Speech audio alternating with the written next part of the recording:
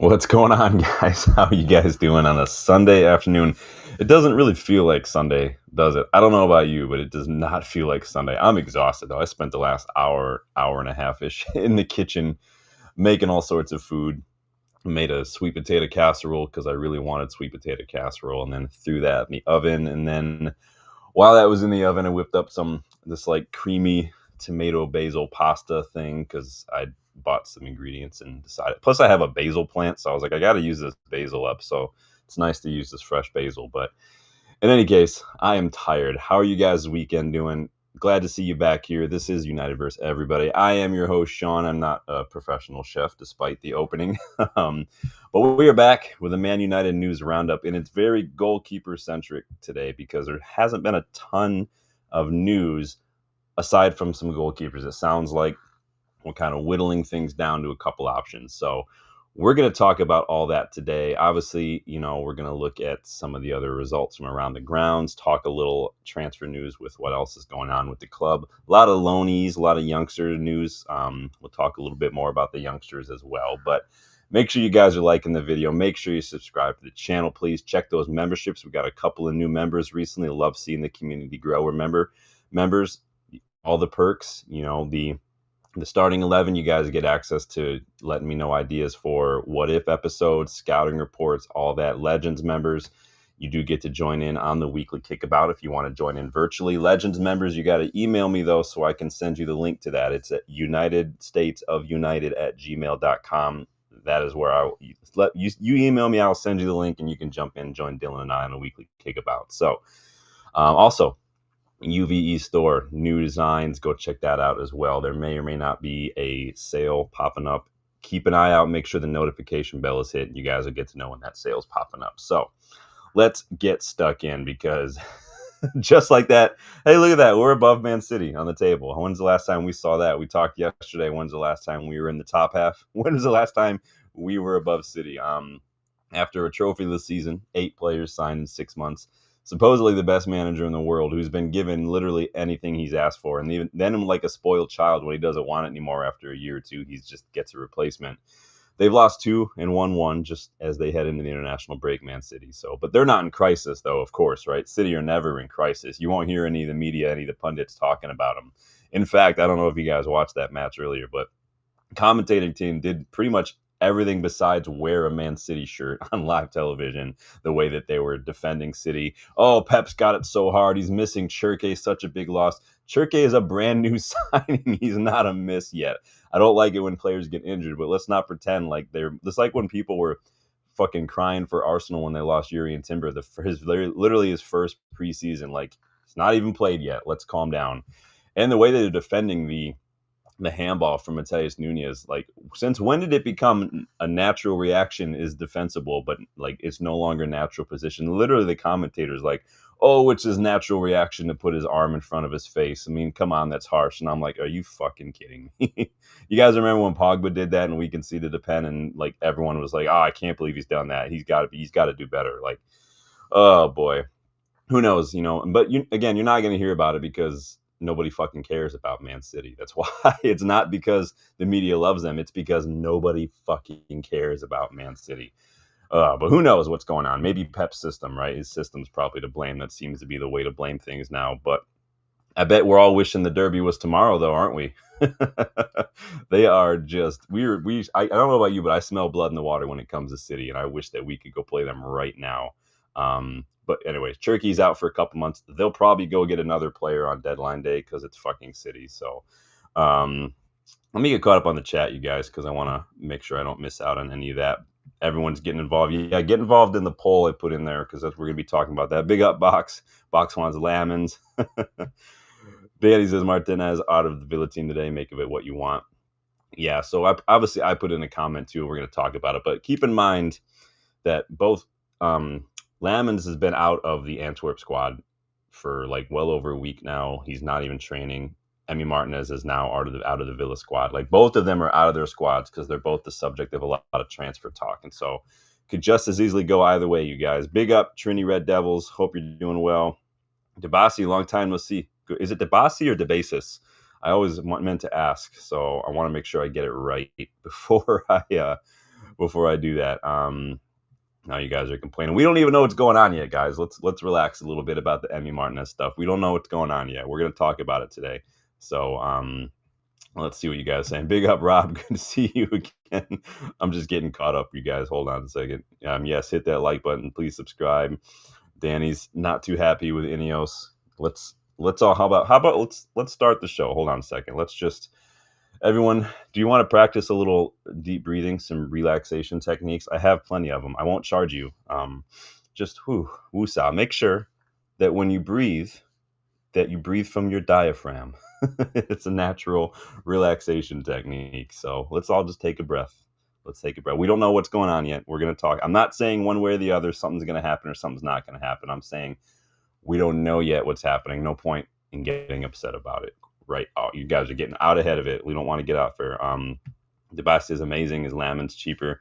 Yeah, you guys know my preference would be send Lammens, but I mean, again, just because he was my preference doesn't mean that if we got Martinez, I wouldn't back Martinez. Just like Shesko, I'm still going to back Shesko. I'm still going to want him to do good. I'm still going to celebrate when he scores. It is what it is.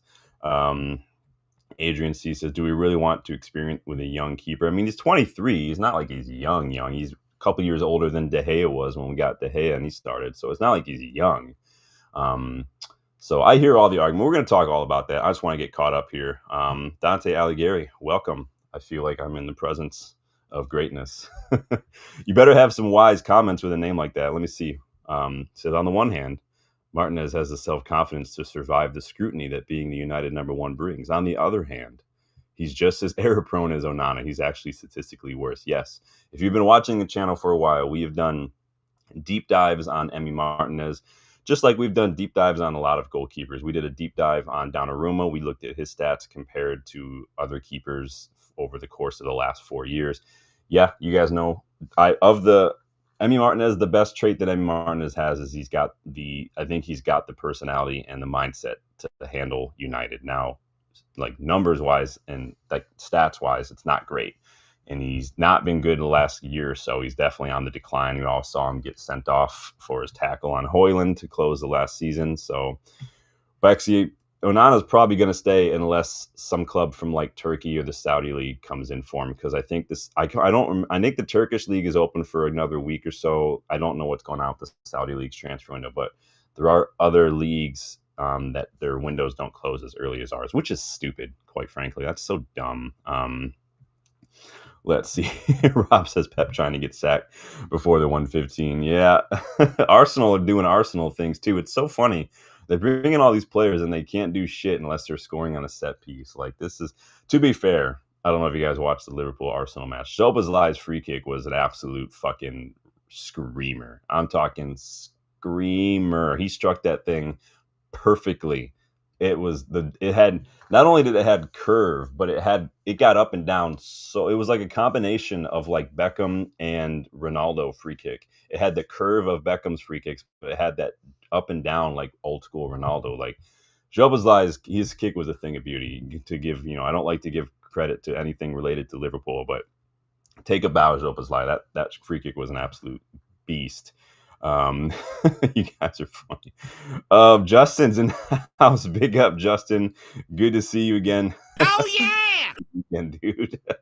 I need to get in touch. I need to link up this week. Yes, thank you for the birthday wishes, Justin. Yes, it is my birthday today. Honestly, I wouldn't even know it was my birthday unless my mom texted me, because I don't really do birthdays. I don't really do holidays in general, but thank you. Appreciate the well wishes, my friend. Hope you and the fam are enjoying your weekend. Debasi says, Ekitike is making a joke out of people who prefer PL experience. Yeah, I've always said, the PL proven to me is not necessarily the be-all, end-all. It can go either way. Ekitike, I mean, I don't think he's done anything of, like, extraordinary necessarily. I mean, he's got, a goal or something, but there are always players who do that. Like Bruno did it as well. And the English media doesn't like it personally, but they only seem to not like it when it's United. Dante says, Lammens is young. He may find it very difficult to develop properly under the immense pressure United. He can always recoup. Yeah, and he doesn't even, Lammens to me, it's always been just get him, just to have him. Like, even if he's like going to do like a Marmarashvili and you loan him back, or like Marmarashvili is doing now at Liverpool and he's just sitting on the bench, you got him. He's yours. You don't have to worry about losing him. I have thoughts, though, on either way. We're going to talk a lot about what's going on. Arkham, welcome back, Arkham. Good to see you again. Let's see here. I just want to get caught up here on everything. Yeah, I did watch some of the Palace game, Bexy. Yeah, don't sleep on when we come back, when Dylan and I are here on Wednesday and we do the transfer window rating / season prediction show on Wednesday. One of the questions we're going to be talking about is, who's going to get relegated kind of thing. And I've got some surprising picks and some hot takes. Get ready with your hot takes. You guys are going to be all sorts of questions. I'll post some of the questions we'll talk about later on tonight so you guys can think about it and stuff. The normal stuff, after the transfer window's shut, what is going to be our best 11, who's going to be our top scorer, but then other stuff like what is top 6 going to look like, and then hot takes on the league. Maybe you think, who's going to be the first manager to get sacked, stuff like that. We're going to talk about. It's going to be fun. So let's see what happens. Let me see. Arkham says, I think the United shirt is the heaviest in the world football. Needs someone with the experience. Lammens came out of nowhere. Martinez is prem proven. Some gravitas. Big shout there. Lucky, welcome back. Bid now. We got Hoyle and Alejandro for Gal. You are just waving that Conor Gallagher flag, man. You're all about it. I saw like random links with him. I want to say it was from like Caught Offside or something. You guys know how I feel about Caught Offside. They're not the best. Mark says, play the under-21s next game. This first team needs a shock. Amorim, no balls. Bruno celebrating a win like Ibrahim. I mean, are we not allowed to celebrate wins? Do you not remember when Liverpool and Klopp went over and celebrated a draw against West Brom a couple of years ago? We could celebrate wins, and I think a last-minute goal in stoppage time is definitely worth celebrating. Now, if you guys caught the match reaction yesterday, I wasn't happy with the performance, especially in the second half. But you're always going to celebrate a win. I don't care who it is. A win is a win, man. Rob says Turkey and Saudi are our last hope. Let's see. Who knows, man? It's one of those things where we've got so many players like Malacia, Anthony, Sancho, Onana, Binder. I'd even throw other guys in there. I would even say Shaw, Dallo, all up for grabs, man. Juventus, I read, are maybe linked to Mizraoui. Let them have Dallo. They can have him, dude. Danny thinks the Villa players are downing tools. And we're going to talk about Villa a little bit because, yikes. Shit's getting topsy-turvy out here in the league already, and we're 3 matches in, dude. It's insane. Arkham says Liverpool-Arsenal was a cagey match. Two defensively organized teams. Neither tried to win. Both strikers boxed out. Terrible game by Gyökeres. Šeško done more in 60 minutes. Yeah. That's one of the things we're going to talk about in that Wednesday show, sneak peek.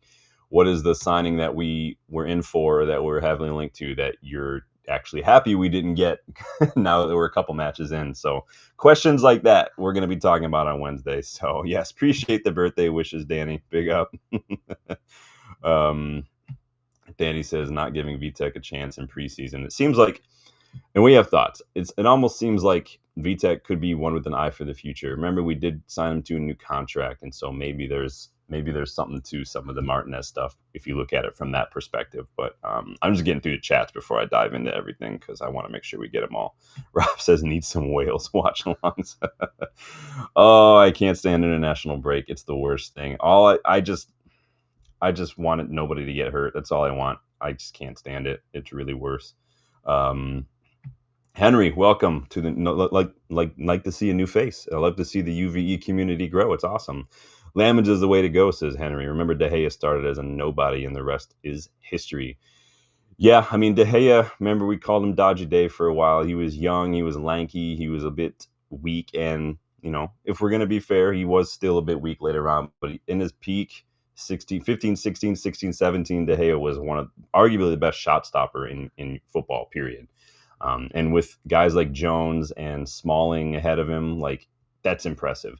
At that time, you remember everybody was talking about Manuel Neuer. Manuel Neuer never had the Chuckle brothers in front of him. I'm not trying to bash our own players, but there's levels. Look at some of the defenders that Manuel Neuer and whatnot had in front of him at the time compared to De Gea, and what De Gea was doing was absolute mind. Look at the amount of saves that De Gea actually had to make. Look how many shots he had to face at that time compared to someone like Neuer. Neuer didn't have anything to do. Neuer could have pulled up a chair, pulled out a magazine, and been fine, dude.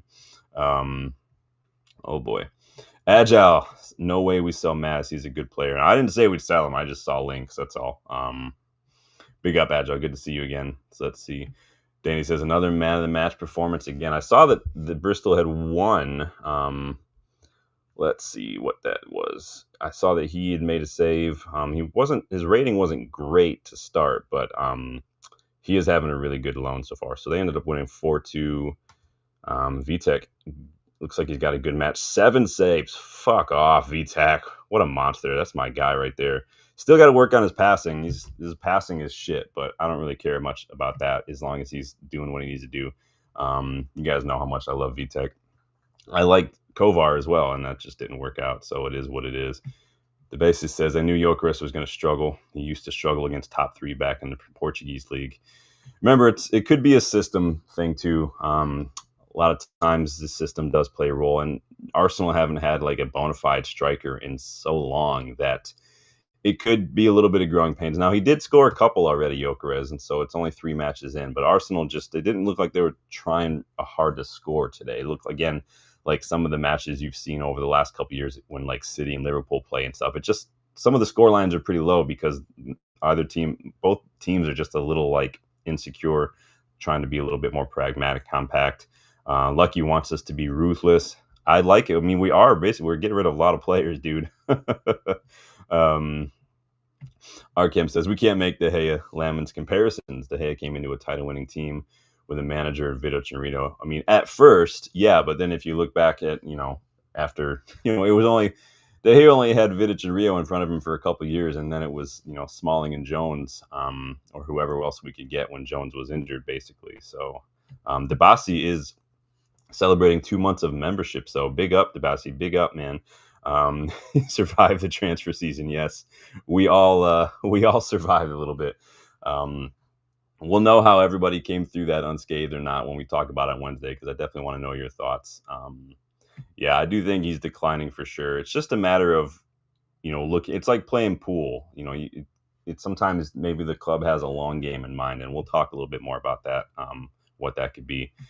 Bandy says his VTech is passing way better than thought. I mean, I look at his numbers: 3 out of 15 long balls. I think it was like 6 out of some odd passes completed. Not great, but I'm not gonna worry too much about that. Let him develop a little bit more on loan. It just says Man City here on page 2.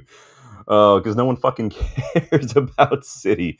But yes, absolute legend. The best. He's 2 months memberships. Big up, you guys. Yes, make sure to look at some of the perks and memberships offer. They do get you a little bit more than just the emojis and the badges too. So keep that in mind. Big up, Gary. Good to see you again.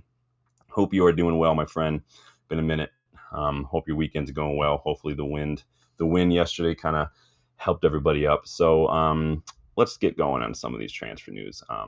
So Debasi Vitek has one job: show his face. We'll start with the under 21 Manchester Derby, because to add insult to injury for the noisy neighbors, we did beat them 2-1. It was mostly City in the first half. To be fair, their under 21 team looks like a whole developmental age better than our under 21s. Most of our guys just aren't that big. City were bigger, faster, they're more physical. They're just big, man. We struggled to get the ball out of our half. They pressed us. They cut off those passing lanes. We were pretty reliant on counterattacks. Cheeto managed to pounce, and really Cheeto was the one who was doing really well, because he was pouncing on a lot of these opportunities. He was taking advantage. You remember when you used to play FIFA and you'd have like your defensive settings and it was like press on poor touch or something? That's kind of like what Cheeto was doing.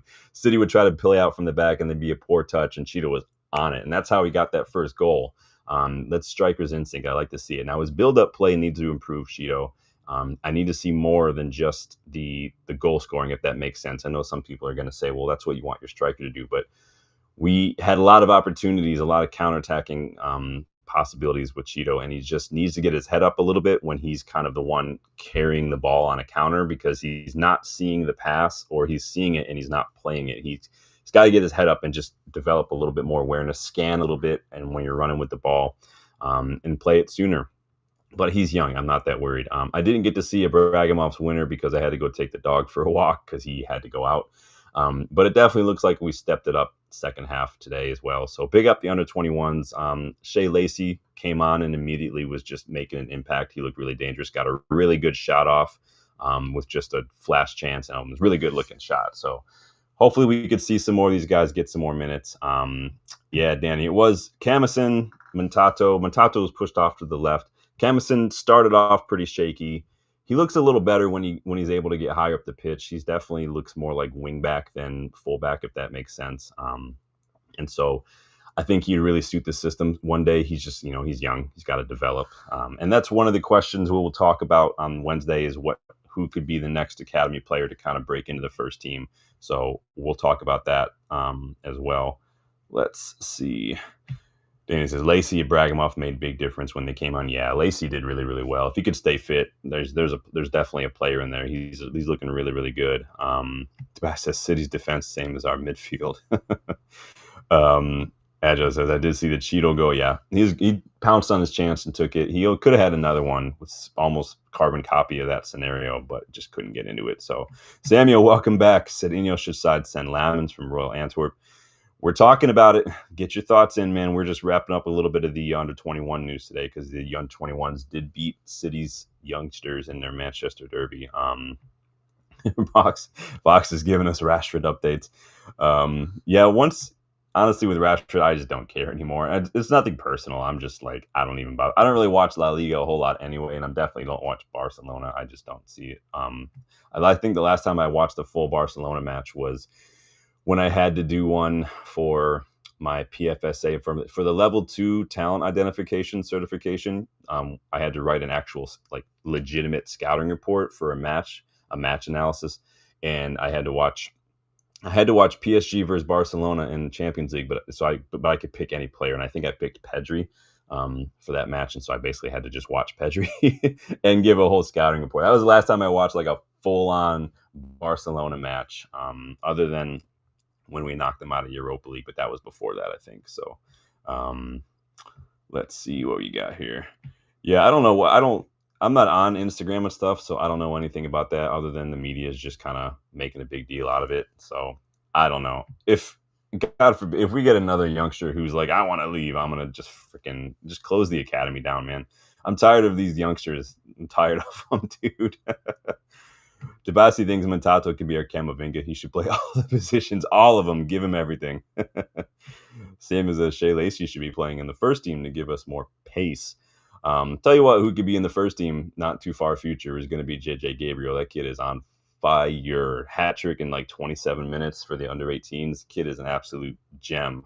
Wrap him in cotton wool, man, for real. Big up, Rob, always united. We got a couple Robs in the chat. Love it. Hope you're doing well, you guys. Rob says Instagram is for young posers. I've never had Instagram. I don't have TikTok, no Instagram. Still don't really know what Twitch is. I've only got a Twitter when I started the channel, or when I started the scouting stuff, and that was only a couple years ago. And I really just use it. It's not like a personal Twitter account. Don't have Facebook. I don't have any social media really, other than the Twitter account for the channel. So I don't know what the kids are up to these days. But I absolutely don't know. Gary, big up, man. Welcome back. I love when Gary, nice little birthday present to me. £5. Thank you for the super chat. Sancho still at United is downright criminal. Guy has pretty much admitted he's only in it for the money. Parasite. Yeah. And I think that sometimes, the decisions you make say a lot more than anything you say, right? And I think, like I said the same thing about Ronaldo when he basically left, and I told Justin, like, where he goes next is going to show us what his priorities are. And he went to the Saudi League and showed us what his priorities were.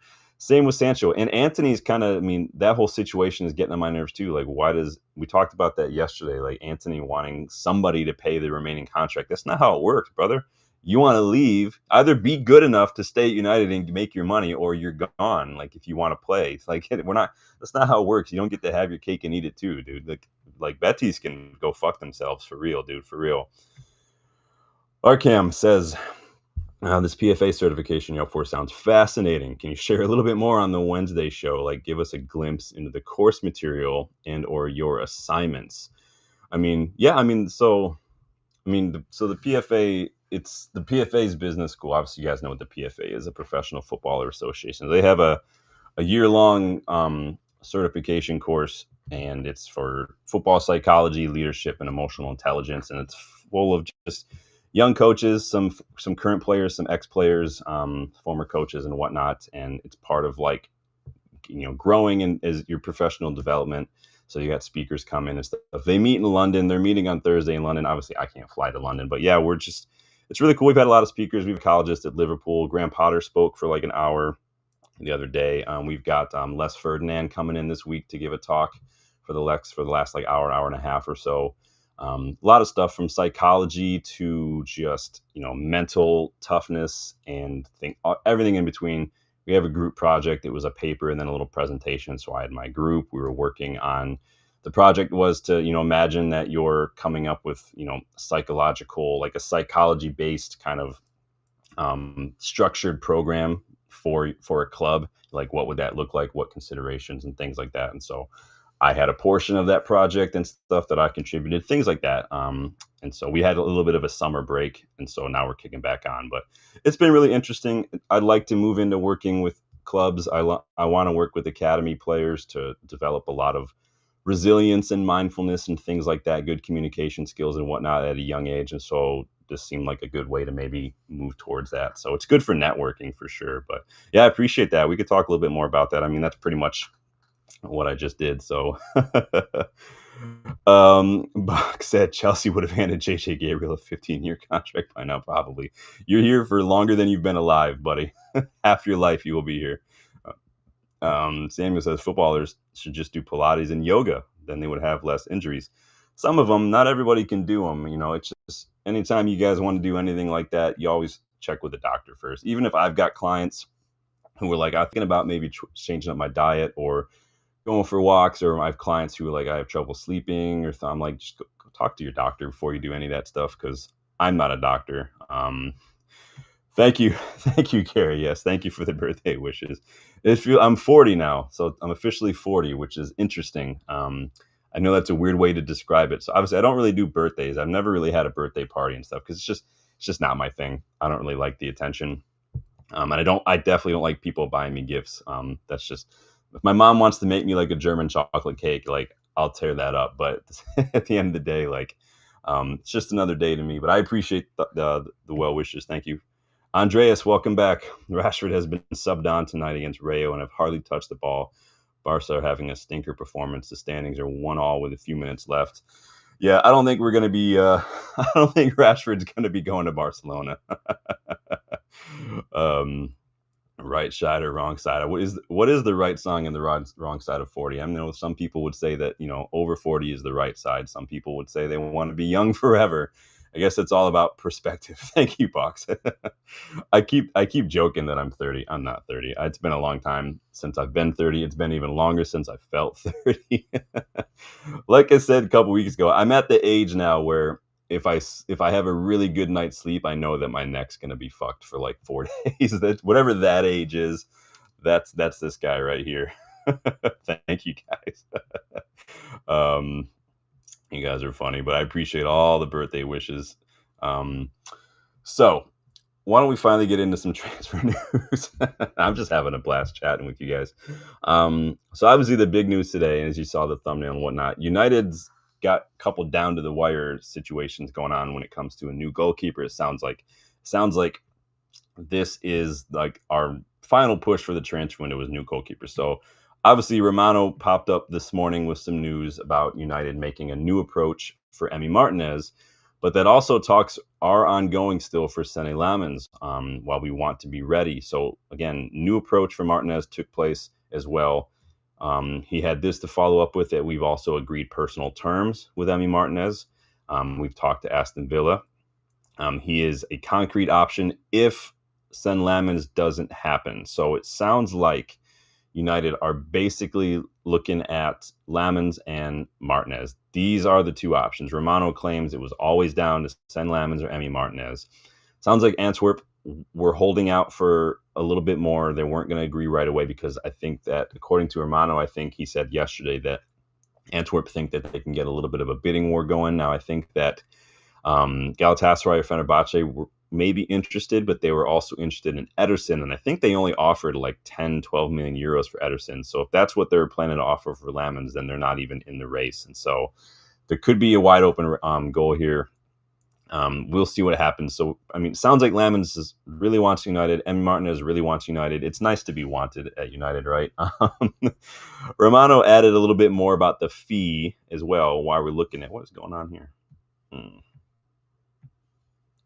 Yep, here we go. It says United contacted Villa over Emi Martinez because Antwerp now are asking for 25 million euros, which is about 21.5 million pounds. So we started with 17 million plus 2.3. So just under 20 million package was what we were looking at. And so it sounds like we are really putting all these ducks in a row, trying to figure out not only what the best option is, but maybe how we can get the best option for cheap. I don't remember what the reported price tag was for Emi Martinez. If you guys remember, I really don't remember. But again, Romano says that we're working on both. It does feel a little bit like me, like Sen Lammens is our preference, and Martinez is kind of the backup option to that. But it just sounds like we're doing our due diligence. We're getting all the work done, the groundwork done for both. What's it going to take? Or do you want to come here? What would you ask for? Talking to the clubs now. Sounds like the theme of the summer has been get the personal terms agreed, make sure the player wants to come to United, and then talk to the club. Either way, they're looking at a new goalkeeper. It sounds like that. I mean, it sounds like that's a steal for Lammens, in my opinion. I don't know, again, how much it's going to cost for Martinez. What would you guys do? Let me know who your preference be. What are you guys saying in the poll right now? Who do you think will sign? 59% of you say it's going to be Emi Martinez. 38% say it's going to be Lammens, and 3% say we're not signing anybody. Let me get caught up on the chat, you guys. Get your thoughts in on which one would be your preference. Yeah, I am the same as Amorim now. Yes, it's true. A Casper mattress. I'm telling you right now, we're not getting a new mattress. My wife got absolutely taken when we went mattress shopping for this one we have. We got one of these Sleep Number bastards. I swear they pump some sort of drug into the filtration when you go into these stores, because this mattress costs a lot of money. It barely fit up the stairs, and I'm like, woman, we're dying in this mattress. When we die, this mattress is getting buried with us. We're not getting anything else.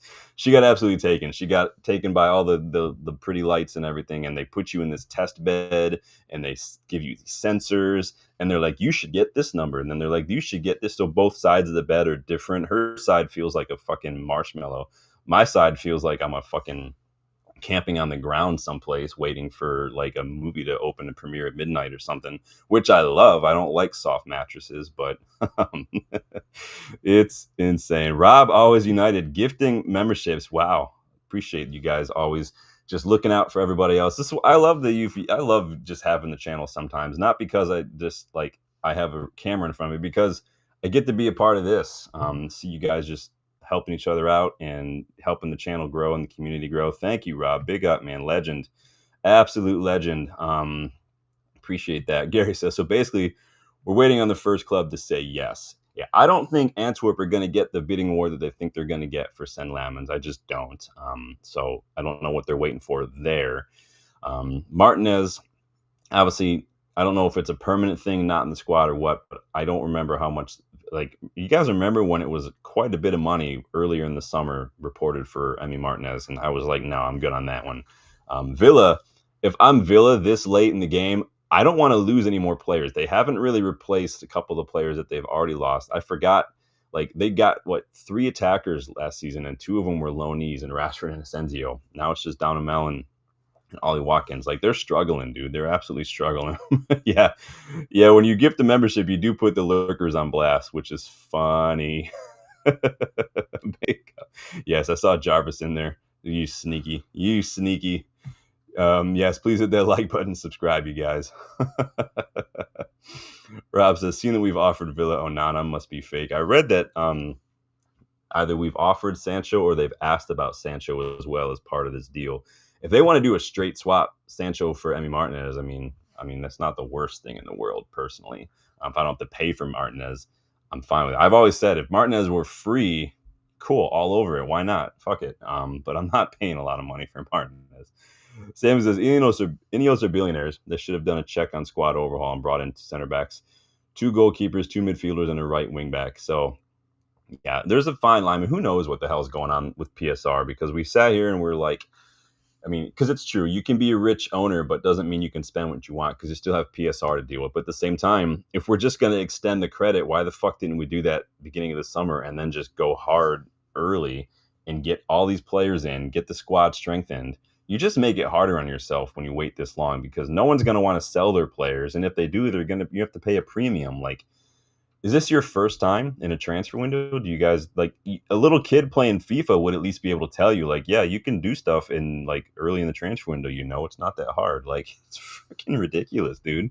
Oh boy. Daddy says Martinez made a mistake last week, but he was lucky ref called a foul. Interesting. Gary says cheeky tenor on Villa getting relegated. Yeah, come back on Wednesday. We're going to be doing some hot takes on relegation and first manager to get sacked and things. I've got random hot takes that are just completely outlandish, as far as just the most random stuff. Like hot takes just with anything Premier League related. Like, you could be like, Garnacho will be sold or sent out on loan in January because Chelsea will already get tired of him. Shit like that you can throw out there if you want. I think one of mine is like, McTominay will outscore Højlund at Napoli. Maybe that's just me being mean, but I think it might be happening. So Ineos should sell OSG Nice. Yeah, I've said many times that Sir Jim just needs to sell Nice if he wants to get some of that money back. He could very easily double the money he spent for Nice. He spent about 250 million, 300 million. He could easily get it's like 5-6 million easily for Nice now. So yeah, that's what I'm saying. Like, maybe it's not a hot take. Maybe it's like a tepid take. I like when I get to use that word. So let's see here. So yeah, that's a steal in my opinion for Lammens. If they're just looking at like 21.5 million, just throw it down, man. Just throw it down. We got money from Garnacho, about to get money from Højlund. Just throw it down there and get it done. It's really not that hard. If we're offering a package of like, what was that, 15, 17 million, throw a little bit more on there and get it done, and figure out what to do with Onana and Bayindir next. Really don't care at that point. Sounds like, again, I think Sancho could go to Villa, and I think he could do well. Rashford did well. Villa need help. I just don't know now if anyone's going to want to go to Villa. Villa also reportedly interested in Sen Lammens too, so this one could go down to the wire. You never know what could happen. Reportedly, Villa have made an approach for Sen Lammens, so I will say this. I'll support whoever, but if we get Emi Martinez and Villa get Sen Lammens, I'm going to be fucking pissed. I will be pissed off, dude. It's so annoying. Who do you guys think we're going to sign? I feel like if it's Martinez, then we definitely maybe see Vitek as coming in a year or so and replacing him. If it's Lammens, then I think the writing might be on the wall at that point. Who do you guys think we will sign between the two? I would give Diogo Dalot to Aston Villa. I mean, he could probably do better than Matty Cash. I thought Matty Cash was excellent a few years back, and then it's just kind of dropped off a cliff. Maybe it's just a Villa thing. Gary says Mick Sauce will have a statue when he leaves Napoli. That's a good hot take. McTominay will be a bigger Napoli legend than Maradona. I doubt it, but wouldn't that be hilarious? Oh boy. Gary says Lindelof going to Villa gives them every chance of going down. Yeah, they picked up Lindelof on a free. I think we forgot about that. I thought he would definitely go over to like Italy or like Spain or something. I just don't think he's cut out for Premier League football personally. But what you gonna do? We'll be saying I told you so. Watch him go out and just be an absolute fucking monster for them, man. It's ridiculous. Rob wants Lammens. He's a lot cheaper, so that's the one. I think he's better too. I think he's definitely. I mean, what you're seeing, I think Emi Martinez hit his ceiling maybe a year or two ago, and now you're kind of seeing kind of the decline a little bit. The question mark is like, could it be like a Robin Van Persie where maybe you can get 1 year out of it and then Vitek comes in? It just depends on price at that point. But of course, all things being equal, I would want Sen Lammens personally. Lucky wants Tyrell Malacia. Yeah, get him out of here. A lot of Lammens votes. Yeah, you guys all want Sen Lammens. Sounds like we're all pretty much in agreement there. Now the question though is, again, who do you think it will be? Not who you want, who do you think it will be? That's a completely different question, right? And so still most of you think it's going to be Emi Martinez. So sounds like we got a lot of glass half empty folks out here. Jan Fjortov thinks it's going to be Emi Martinez. He's gone super early with his tweets earlier. He says it's done deal, basically. Again, Martinez not in the Villa squad. Neither has Lammens been with Antwerp. So both of whom are just both keepers. I think people are forgetting that, right? Like Romano's really aggressive with like not in the squad, Emi Martinez. And I'm like, you literally just reported that about Lammens like last week. So both players not with their squad. And Lammens not even training with the squad right now. So it is what it is. Who would you choose? Like I said, most of you say Lammens. Some of you are probably just like anyone's better than who you have. You guys know in my match preview for Burnley, I put Fred the Red in goal because I just couldn't bring myself to pick either. So I had a little Fred the Red picture down there. So I know you guys like that. I just couldn't be bothered. It's just the worst. It's like voting for president sometimes. It's like, I don't want either. I don't want to do this. Do I have to? It's like, I don't want to do any of this shit, man. Let's see. Box says Martinez still living off his gamesmanship at the penalty shootouts. Yeah, Martinez, man, sometimes some of his antics, especially in the World Cup, I was like, are you like 18 at your first like kegger? Like, what are you doing, bro? Show a little bit of decorum. And that shit makes me feel old too, by the way.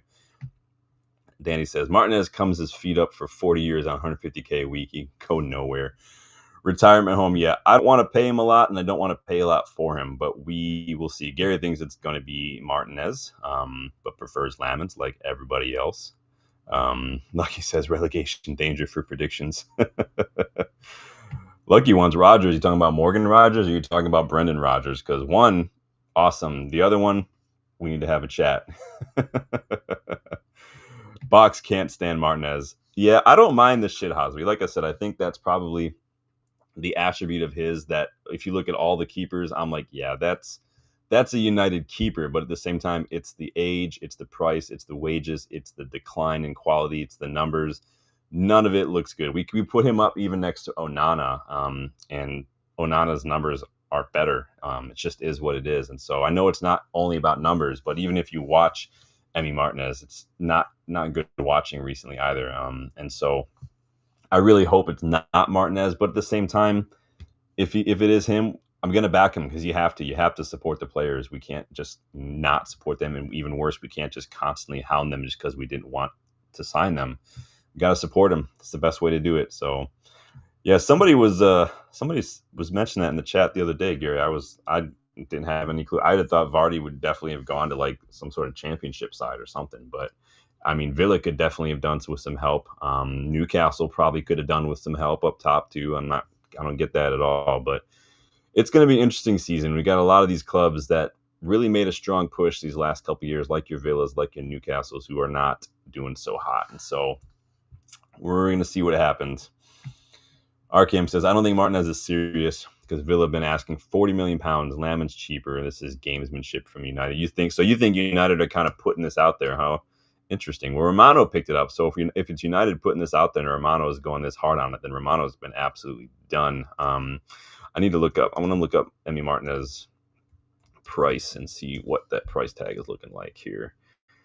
£40 million. No, I'm done with that, dude. I'm not paying £40 million for Emi Martinez. You fucking joking? That's ridiculous. I'm not paying that. That's ridiculous, man. Box says Thomas Frank honeymoon over. I told you guys about new manager bounce, and everybody was out here like, why didn't we get Thomas Frank? Look at Thomas Frank already doing well. It's new manager bounce. It happens all the time. Amorim just we kind of wasted it on Rude, unfortunately, and Amorim just didn't get it. And so it is what it is. But it's new manager bounce.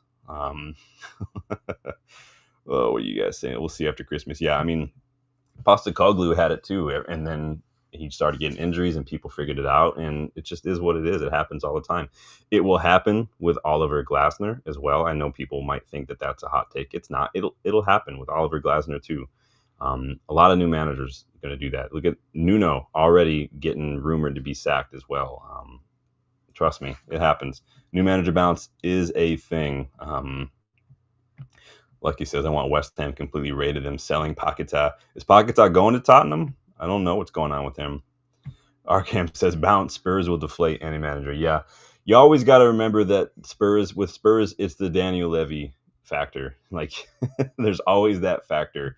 I thought Pochettino got absolutely screwed after getting to a Champions League final. And I definitely think that Daniel Levy and Harry Kane hurt Spurs in that final, because Kane, half injured, half fit, should not have come in and started that. They should have definitely stuck with Lucas Moura. He basically got them to that final.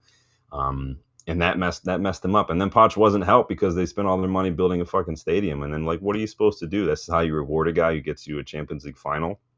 That's literally Spurs' like greatest achievement, probably greater than winning the Europa League last season, is getting to a Champions League final. And they're like, I just don't get that. Whatever. Did you see a celebration after he scored the pass? Oh, what do you guys? Oh, Paquetá. Interesting. Gary says Levy's the worst. Yeah. Yeah. People like, I wonder if that could be a competition we can have one day. Who's the worst, like, chairman, owner, whatever you want to call it, at these clubs? Because I mean, it's always going to be the Glazers. It's like, it just is what it is. Maybe you just look at who's second. I don't know. But yeah, guys, keep getting your thoughts in on who do you think the keeper is that United could get over the line on deadline day. This does leave one position to be strengthened, and honestly, it's a very important one that I'm actually a little frustrated that we haven't done anything with this summer, and that's center midfield. I can't believe we've gone in for Baleba. I don't know what the thought process was there. Were we just testing the waters? Were we just hoping to maybe get something done? I don't know. Baleba didn't have a great match today. He was one of the first players to be subbed off, and so it is what it is. But we can't go into the season with this midfield situation when last year we saw how bad it was and we didn't do anything to change it. Like, it's the same midfielders who were struggling last year.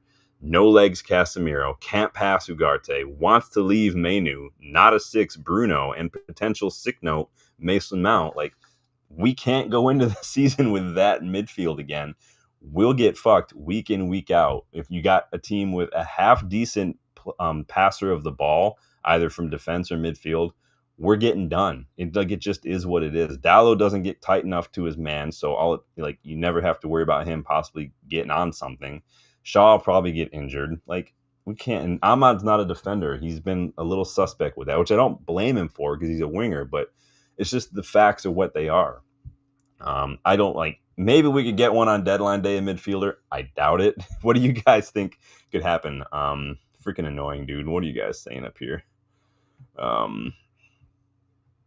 Let's see. Like he says, Tottenham owners said they want to win Premier League this season.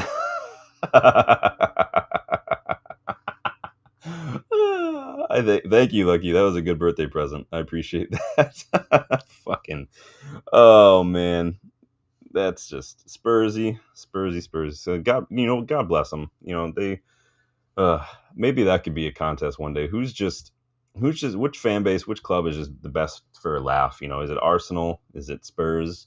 Who knows? Newcastle, just what happened with them this summer is just freaking hilarious. Oh, I don't know if they did say that, Lucky. If they did, then that's fucking ridiculous. Our game says Palace is such a likable second team. Well-coached team with zero attitude. Look at how well Guehi and Eze have conducted themselves. Missed that at United. Yeah, I mean, to his credit, Eze wanted to leave, stuck it out, did well. Guehi wants to leave. He scored today with an absolute perler, Guehi. Brilliant shot. We'll see if he ends up staying. It's Palace. You got to feel for teams like Palace and like Brentford and stuff. They just lose their best players, and yet they still put up a fight. They still bloody a few noses, but it gets to a point where that model is just not sustainable. You can't just always be a selling club. It's just not going to work. You have to at some point make a decision, and I think that eventually you get to a summer where you sell too many players and you haven't bought enough, and then you start to see things start to turn around for the negative. And I worry about that. But yeah, no, credit to Oliver Glasner. He's doing really well. It helps when you've got players who maybe not on paper that you can say like, well, they're not as good, but up here and in here, they just are streets ahead of the players that we've had at United over the years. And that's where it's going to come down to, man. That's where the game is a one up here. So you guys are funny. Box says, does Baleba ever complete 90 minutes? I don't know. You tell me. I don't watch a ton of Brighton matches. I can go look on FootMob real quick. I love looking at FootMob. It's a quick way to just do some research and see all sorts of stuff right up front. So look at matches. He's got a couple of 90 minutes towards the end of last season. I mean, yeah, last year he completed a lot of matches. Yeah, he's completed some. He usually, if he gets subbed off, it's usually like the last 10, 15 minutes, but he completes a lot of matches. So Rob says it's going to be criminal not to get a new midfielder. Again, this is one of those things that makes me think, like, you can't sack unless it's like diabolically bad. How can you not get midfielders and back and like try to put any pressure on your manager? Like, getting attackers is just not the same, because who's going to get the ball to the attackers? It doesn't matter. It doesn't matter, man. It's just not going to work. You got to be able to get the ball up there. Oh, did he say that, Lucky? That's insane, dude. Robert Reed, welcome back. How is life? Life is good, Robert. Good to see you. How is your life going, man? How are you? How's your weekend going? What do you got going on this weekend? How was your weekend? Let me know. Bexy says the midfield is a huge problem. Sell Manu, get Wharton. I don't know if you want to get Wharton now. He just picked up, I think it looked like he re-aggravated his groin injury today, which he missed a lot of football last season because of, I think he had groin surgery. If you re-aggravate it, that's not. I did my groin about 10 years ago, and couldn't really do anything. I could do stuff. It wasn't like when I did my ankle, but I couldn't play for like 2 or 3 months. And then it's still a little sore now and then. If I go too hard, I can still feel it. But if he had surgery and he re-aggravated it, that's not a good look. But yeah, Wharton is good. It's hard. There's always that fine line between who are your targets, who are your priority targets. And if you can't get them, do you do like Liverpool when they couldn't get Van Dijk and then you wait? Or do you say, we got to go on to the next target because we need help now? It's like, where is that threshold between like, no, this is the guy that fits everything we need, but we can't afford it, or they just won't sell, versus, okay, we just need somebody. Like, it's hard. I go back and forth. I don't want to just sign someone just for the sake of signing someone, because that doesn't help, especially when you're trying to rebuild. You need the right profiles, the right players. But if you've got a list, anybody on that list, especially in your top 2-3 targets, your top 2-3 targets for any given position should be good enough to all basically be interchangeable. Basically, if you like, that's just my opinion, but it is what it is. Gary says the fact that we're going another season with the same midfield is infuriating, as if Baleba was the only option. They set up to fail again. I mean, we tried, but if Brighton don't want to sell, there's not really much we can do unless you literally throw down like 120 million. That was the only way it was going to happen. And now it's almost too late. So I know people were trying to go hard with Angelo Stiller rumors earlier. I think it was Sasha Talvaleri or something. Sounds like that got squashed real quick. But yeah, Wharton was doing well until he got that injury. So Lucky says Glazers quickly bid goalkeeper in midfield, want money. Robert says, I am down the eastern shore of Maryland eating some seafood and sunshine. Nice. I do love seafood. All sorts of seafood. Like, I spend a lot of time in Louisiana. I love Cajun food, Creole food. I love crawfish, blue crab, alligator. I love alligator. It's all good. Caught a lot of perch up here where I am. I love fried perch sandwich. Very good. My wife was just in California, so she had a lot of really good seafood. New England, obviously, lobster. Love it. Amazing. I love salmon. It's all good. Seafood is so good. I'll never get tired of seafood. I'm excited for proper fish and chips when I go over there. If anybody knows, like, let me know your best fish and chip spots in Manchester, because I'm always on the lookout for just good spots. Let's see. Danny says, I think Rapid Vienna Sangara you found being signed by Lille or Lens. Interesting. That's why we do what we do. Find those players. Rob doesn't see Manu going there. It doesn't look like we want Manu to leave. He needs to just stay and learn that he's young and he's going to rotate, and he needs to stay fit. He missed nearly 40 games in the last 2 seasons alone with 3 separate injuries. If you can't handle a little competition at that young age, if you can't realize that you're not guaranteed a spot when you're that young, unless you're absolutely like Lamine Yamal, do we want that attitude? Do we want that mentality? If you can't handle that, like, that's not what we want here. Arkham says, apparently Amorim was okay sending Manu out on loan for 1 season. Yeah, well, I don't know how the loan helps us. We already lost Collier on loan. Mount could be injured a little bit. We can't keep losing midfielders when we needed a midfielder to begin with. I don't get that. I mean, yes, we're down one competition now, so there's less matches, but we need help. We need absolute help, dude. Gary says, Sean, I watched the Hamburg versus St. Pauli game on Friday. Have you done a report of Fujita for St. Pauli? Had a great game. I have not. I have not done a report. I will notification it. St. Pauli came over here a couple years back, probably like 10 years back. They played Detroit City FC in a friendly. Some excellent group of fans, the St. Pauli fans. They were just freaking a blast. Loved having those guys here. We've had a lot of good teams come over for friendlies over here. Sorry, I'm just writing this down here. I will look it up and see what happens, Gary. Yeah, Bauman gone, Zach Bauman gone. We're going to talk about youngsters and whatnot as well. So let me scroll down here. I have a lot of youngster news to go over as well. So Rob always says, is New England a state? Sean, is that a trick question? New England is the whole area over there. Danny would be a better one to ask as well. I mean, it's where he lives, I think.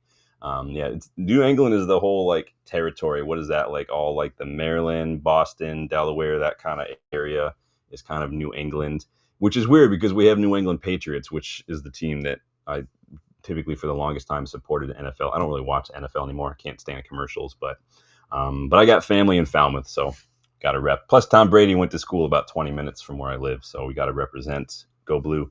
But yeah, New England, I mean, some people call it state. I have no idea. I'm not from New England personally. I live in Michigan. So Arkham says, Sean, is there a Baleba alternative you've scouted? Someone cheaper, but just not as good like Lamine Kamara. I mean, that Ibrahim Sangare is another good one. We've done a lot of midfield videos as well on this channel. Felix Nemecha at Dortmund is pretty good. I like Pavlovic at Bayern as well, another good player. There's a lot of midfielders out there. I don't know why we can't just go and grab one personally, but there are a lot of them out there. I wish that we would just go get some business done, but I can't remember all of them off the top of the head. We've scouted so many.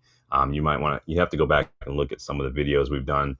I've got another young future baller scouting special coming out probably during this international break. So keep a lookout for that one. This one is not one specific position. It's a bunch of different players in a bunch of different positions. But keep a lookout for that one. But there are a lot of them out there. I just struggle off the very top of my head. I can look at what I've got on FootMob on my list of players that I'm following and at least give you a little insight to what I'm looking at. Let me scroll all the way down here. There's a lot. You guys, make sure you're hitting that like button. Make sure you subscribe to the channel. So I've got a guy who plays for Portland Timblers, Ayala, that I really like. Mamadou Sangare at Lens, good one. Yeah, he looks like he's the one who just left. Bangura, another one as well. We've talked about a lot of them, dude. Zubaudi over in the French league as well. There's a ton. There's too many to keep up with. Honestly, you guys, yeah, you have to go watch some of these older videos, but there's an absolute ton. There's a lot of them out there, basically, is what I'm getting at. Yeah, Danny giving us some geography lessons. Yeah, it's all a part of that. Ever been to the Kronk gym? I don't know what that is. Really don't know. I don't go to the gym. I work out. I work out at home, though. I have a fundamental issue paying with stuff that I can do for free. So there's nothing, I don't need to get massive. I just like to be in shape so I can play with the dogs and kick a ball around with friends or get my kayak on and off the top of my car because I've got a Jeep and the kayak is about 90 pounds. And if I can't lift it, then I'm not fishing. So it is what it is. Interesting. But yeah, I do like New England. When I was in Falmouth, it was a good time. I had a good time there. So the youngsters, we got some youngsters here. Sounds like Ethan Ennis could be going on loan to Fleetwood Town this season. That means Dylan and I might get to see him in December if that's the case, because you guys remember Dylan and I are going to get over there in between Christmas and New Year's. Dylan and I are going over to Manchester. We're going to take in a couple matches. We're going to go watch Salford versus Fleetwood Town too. So we might get to see Ethan Ennis there. It's kind of like when Ethan Galbraith, you guys remember him when he was on loan at Salford. The first year Justin and I went over there, we went to Salford versus Crewe Alexandria. So we had to hop a train over to Crewe. Super convenient because Crewe Stadium is like a block from the train station. So awesome. But yeah, Galbraith was at Salford at the time on loan. So that was a good little experience. I love these lower league ground, the fans and everything. It's freaking awesome. I love it. But Ennis, he already spent part of last season on loan at Doncaster Rovers. He had 2 assists last season. He had 10 goals, 3 assists in just 17 matches with our academy last season, which is, again, why he was sent out on loan. He was an absolute baller last season, Ennis, the first half of the season. He's already got 2 goals in 2 matches this season for the under 21, so he's doing really well. Again, he's just one of those players in the academy who's like, they're probably too good for that level, but maybe obviously not good enough for the first team either. So a loan someplace, whether that's like maybe send him over to Nice, maybe send him to someplace in the Eredivisie, or in this case, someplace down in the Championship or League 1 or 2, could be a good fit for them. Same with Harry Amas, who looks like he's finalizing a loan deal to Sheffield Wednesday, and that's coming from Nathan Salt. So a bunch of youngsters probably heading out. Ethan Williams, someone else mentioned, signed a new contract, but he's also going to be joining Falkirk on loan. Is that an Irish team or a Scottish team? I couldn't remember off the top of my head. It sounds, I want to say Irish, but I don't know. If I butchered that, sorry. Danny says world famous boxing. Where is it at though? Is that like near me or something? I have no idea. Oh, it's in Detroit. Interesting. I don't get to Detroit very frequently. I should go more. It's definitely not this. I used to go to the Detroit Institute of Art a lot. There's a lot of really good restaurants down there. Justin and I, back when Detroit City Football Club used to play at a high school, we would go to this place called Green Dot Stables ahead of time, and it was awesome food, just like one of these like slider bars, but there's all these different types of sliders and stuff. Really good spot. There's a lot of really good food places in Detroit. A lot of good stuff going on down there. Danny says, my brother lives up there. We have about 6 acres. It's beautiful. Nice. Horse is awesome. Big up. Fishing. You guys know I love fishing. I do like to get into some fishing. I do love it. Is it Scottish? All right. See, thank you, Gary, for correcting me like that. This is why I rely on you guys. Big up. So yeah, Ethan Williams going on loan. Harry Amas probably going on loan. Ethan Ennis probably going on loan as well. Vitex out on loan, doing really, really well. Dan Gore out on loan. Rotherham, I think he got some minutes the other day.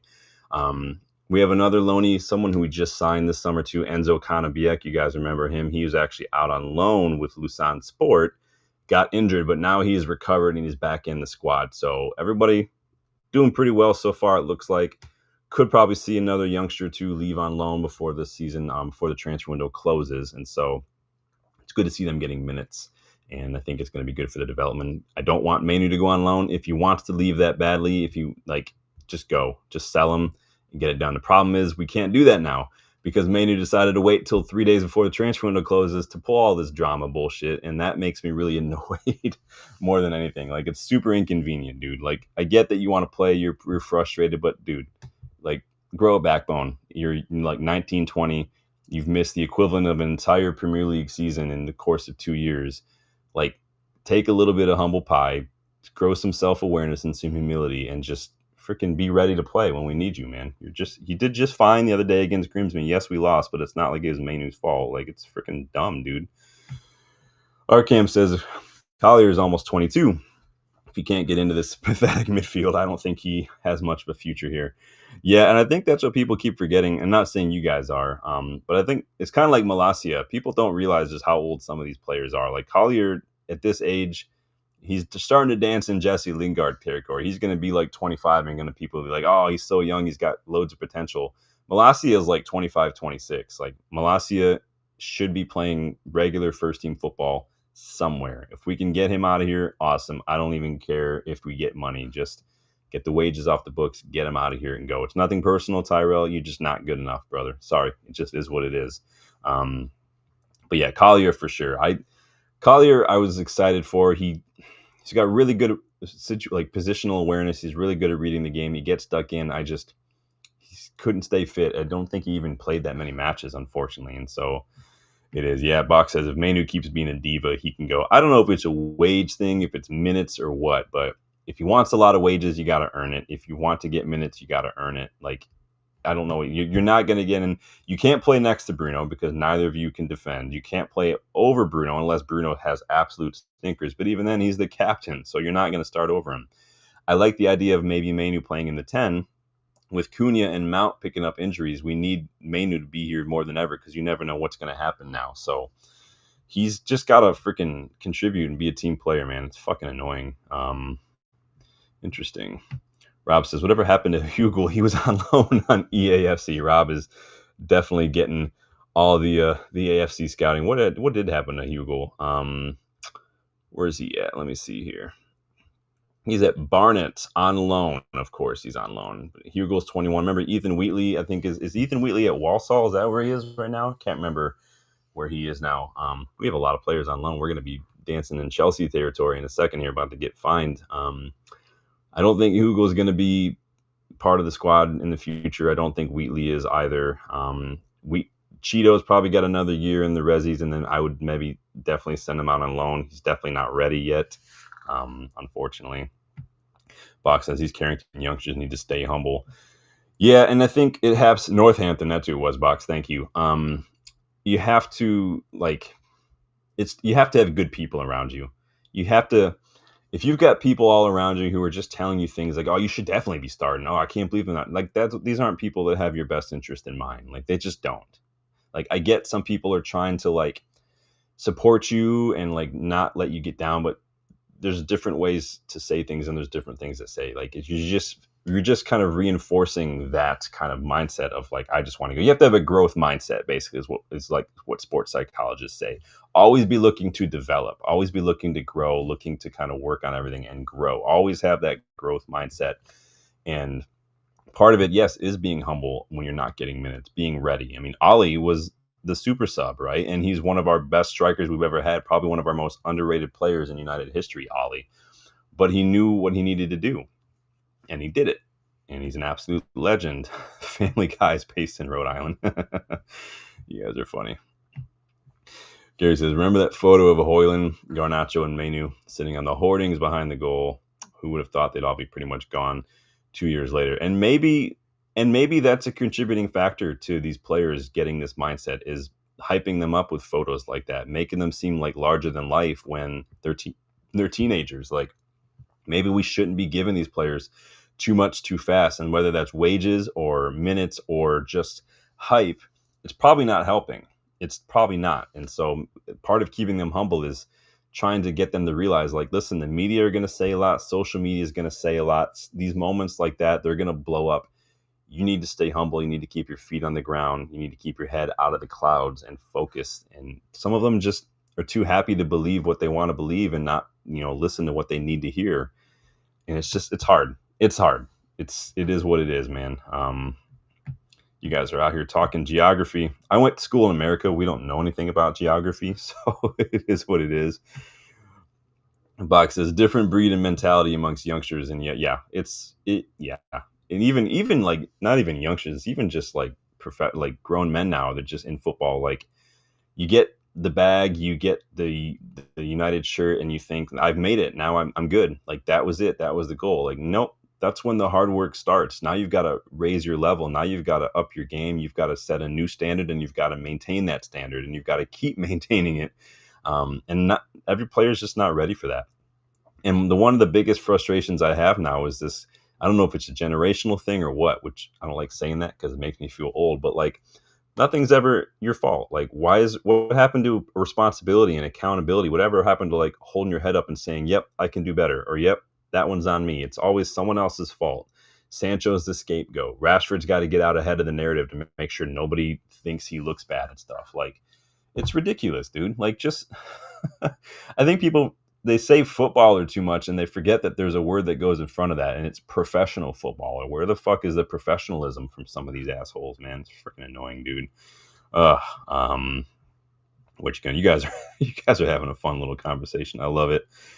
Mad Hatter, welcome back, man. Says it starts with no more talk of class of 92. This club has to stop resting on the glory of the past. Trophies are earned, not inherited. Yeah, tell that to the Glazers, who've literally spent 2 decades just trying to stand on the shoulders of everybody that came before them, thinking that was always just enough to be what we are. And they never had to do anything other than that.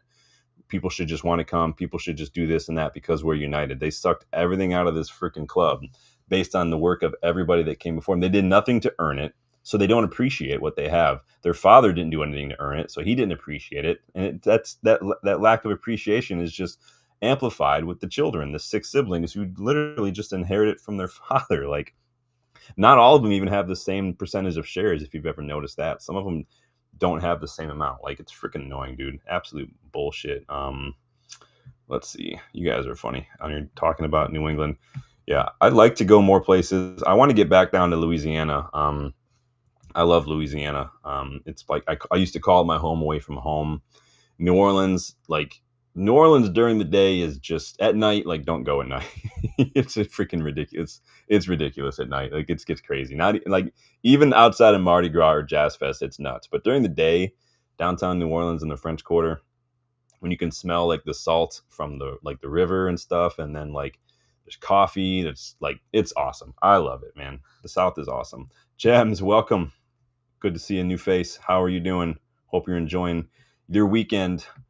Box says, how many players do you think the Glazers could name? The dude didn't even know how old Ronaldo was when we signed him. You guys remember that clip when he was talking like some college football team? He's like, oh, we signed him when he was 16. Like, fuck off. Seriously, fuck off, you giant testicle with glasses. I hate you so much. I hate it. Oh, man. Fucking annoying, dude. How you guys doing tonight? You guys doing well? We got some legends in the chat tonight. We got people putting out super chats. We got people gifting memberships. You guys rock. Loving it. Tomorrow's deadline day. It's going to be busy. I might be checking in throughout the day with you all to get updates and get your thoughts on everything. So keep a lookout for that. We'll probably do a recap of deadline day tomorrow evening. And then don't forget Wednesday, special edition Kickabout. Dylan and I are going to be looking at the transfer window and kind of giving our thoughts on all the signings, the ins, the outs, how did we do, rating all that. And then we'll be giving our takes on the upcoming season in terms of where do we think United will finish, who do you think our top scorer would be, hot takes on the season, who's the first manager is going to get sacked, will Arsenal lift a trophy this season? Probably not, spoiler alert. All that kind of stuff. Who's the next academy youngster who's going to be the next star, that kind of thing. So we'll do that Wednesday for sure. And obviously, as the big news pops out, we'll be stopping by to get your thoughts on that, you guys. Keep a lookout too. There could be a sale coming up on the UVE store, so keep a lookout for that. Could be a Labor Day sale, so check your notification bell. Make sure that's it, because there could be a post dropping early in the morning to let you know when that goes on. But guys, keep an eye out for that. Lots of new designs in the United vs. Everybody store. Check those memberships as well. Gems is a legend. Big up. I love to see the new faces. Love to get legends in here. I love it. Composed for you, welcome back. The lack of accountability is somewhat because of branding as well. Can't accept fault because it'll make the player look bad or irresponsible. No organization wants irresponsible ambassador. Well, again, we've allowed this culture because we don't have leaders in the dressing room. We have had so much manager turnover that it's beyond impossible for any sort of semblance of consistency to get in there. Like, it just happens. Ownership have been completely negligent, almost criminally so. And I think that even goes past the negligence to actually like doing harm to the club in weird ways, if that makes sense. We need to get a grip on this club, and it needs to go deeper than the coach, deeper than the squad, deeper than it needs to go all the way down to the foundations. And we need to just recreate the identity of what we are, the standards that we set. You remember when the players have to show up wearing suits and things like that? Like, we've gotten away from that. Now, social media probably has a lot to do with it. I think it does. You've got players now who've literally only lived in a world with Twitter. Like, that's how old we are now. Like, it doesn't help. And I think that when you give these players the superstardom, the wages, the attention, all that stuff so early, and they're too young or they don't have good people around them, it's not a recipe for anything good. And I think that the club needs to get on top of that. We need to knuckle down. The problem is the moment you knuckle down on stuff, like, they throw a temper tantrum now. Like, at some point, someone's got to give, and it can't be us anymore. I don't care if we lose youngsters who are throwing temper tantrums. We have to get those out of the club. And that's what Amorim's trying to do. It's what he did at Sporting. I don't have a problem with that. Matt Hatter says, I'm calling it now. Unai Emery, first manager out. It could be a race, man. Everyone's just freaking racing for that finish line right now, man. It's freaking ridiculous. Who else could be out right now? I've seen Ten Hag. You guys already see Ten Hag is already reportedly in danger at Leverkusen. reports coming out that there were already people in that dressing room and stuff who were just not happy with him. I think they were up, I think today or yesterday, and ended up drawing 2-2, unfortunately. What do we say? We got some quotes here from Unai Emery regarding Emi Martinez. Unai Emery says, "We have to fix it with him. Tomorrow the transfer window finishes and we are expecting something, hopefully to improve the squad. But we keep calm. One of the situations we are speaking about is Emi Martinez, but we will see tomorrow." Interesting. I hope they don't get Lammens and we get Emi Martinez. Of course, I will back Emi Martinez, but I will be absolutely livid if Villa get Lammens and we get Emi Martinez. I will be furious, absolutely furious. Box says, imagine if Ollie, Jose, Ten Hag all got sacked within 3 days. Oh, man. It's like a permanent, like, just disease that we give these managers, man. Poor Ollie, dude. I like Ollie a lot, but he's got to develop a couple more strings to his bow. You can't live off counterattacks and vibes alone. But he did have Pep's numbers, so I like you, buddy.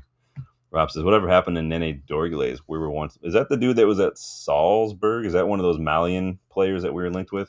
I feel like he went someplace, but I don't remember where that was. Yeah, he's Malian, so he's still at Salzburg. No, he's actually with Fenerbahce now. All right. He was at Salzburg. He went to Fenerbahce, so maybe he got Jose fired. Rob, Rob wants, I knew people were going to do this. Oh, Jose, Ollie, or Ten Hag back if we had to choose. Oh boy, if I had to choose, Rob, if I'll put it back on the screen. So I said the last couple of days, please nobody say Jose or Ollie back. Nobody say bring him back. But now you're just asking a fun question. If I had to, as much as I hate to say it, I'd probably bring back Jose just because Jose is going to win you some games. And Ollie won too, but I don't know. Maybe Jose is too much of a disciplinarian. I don't know anymore, man. Who knows what to think of this club? Matt Hatter says, technically Jose still has a stink of Spurs on him. Gary says, Jose back. Ollie is his number 2, and Ten Hag is Kit, man. Rob says, Jose did say that once he finished in Turkey, he would manage a Prem team with no European competition. Well, there's plenty of those to choose from. I saw him linked with West Ham yesterday, was it? That I saw Jose linked. Could be a good fit for him, honestly. But that Villa job, he could come in and do a job at Villa. I think, yeah, you never know, man. Jose's never done, dude. Jem says none. Is there an option D? None of the above, please.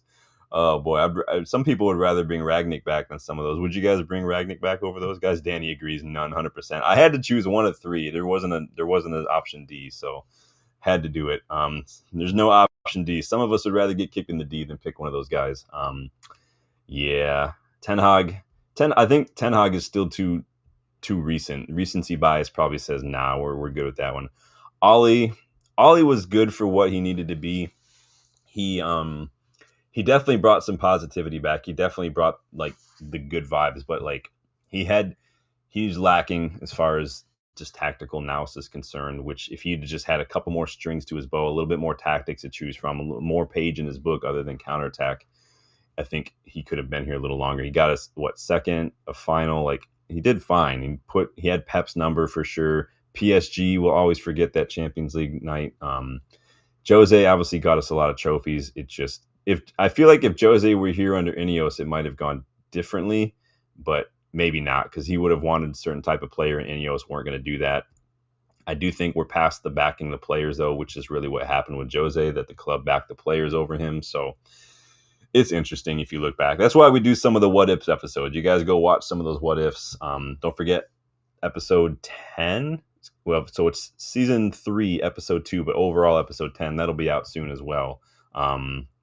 So make sure to check some of those out. We explore a lot of little situations from United's history. So I'll put out a sneak peek of episode 10 a little later on as well. Box says, send Jose to Saudi. Option D, I'll do the job myself. There you go. Roll up your sleeve, Gems. Go do it. Get Danny as your scout. I'll join as director of football. We'll get it done. We'll bring this. 21's coming. I feel it. If Gems is on the touchline, 21 is coming. Box says, Ragnick era is one of the worst football I've ever seen. The only bright spot was Ronaldo. Now, remember, season premiere of episode 3 of What If did have to do with Ralph Ragnick. So go check that out if you guys haven't yet. Big up, Stephanie. Good to see you again. Hope you're doing well. Hope you had a good weekend. We're about wrapped up here. I was just getting caught up with some of these chats before I let you guys go off and enjoy the rest of your weekend. It is deadline day tomorrow, so we will be checking in. Let me know if you weren't able to catch the live. Leave a comment. Do you think we'll get a keeper? Who do you think it'll be? Do you think we'll get a midfielder? I don't think so.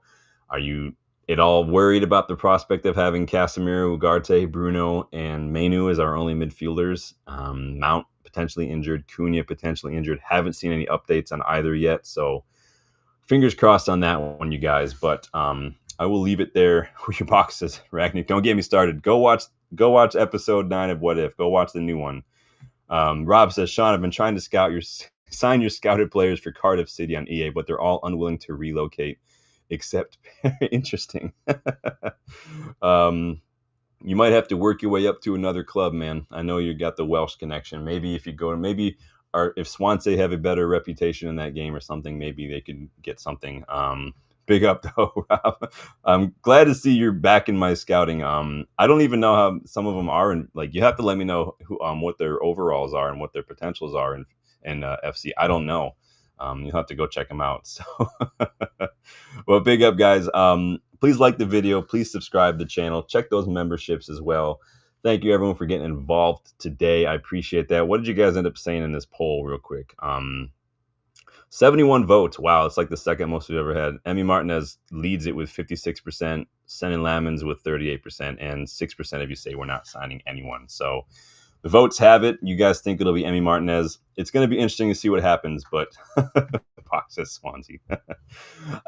We'll be back probably tomorrow to wrap up the transfer window deadline and see what happens. But until then, you guys, enjoy your evening. Thank you so much for stopping by and making my birthday enjoyable and pleasant and having just a bunch of laughs. I appreciate that. You guys take it easy. Enjoy the rest of your Sunday. And I will see you guys on the next one. Later.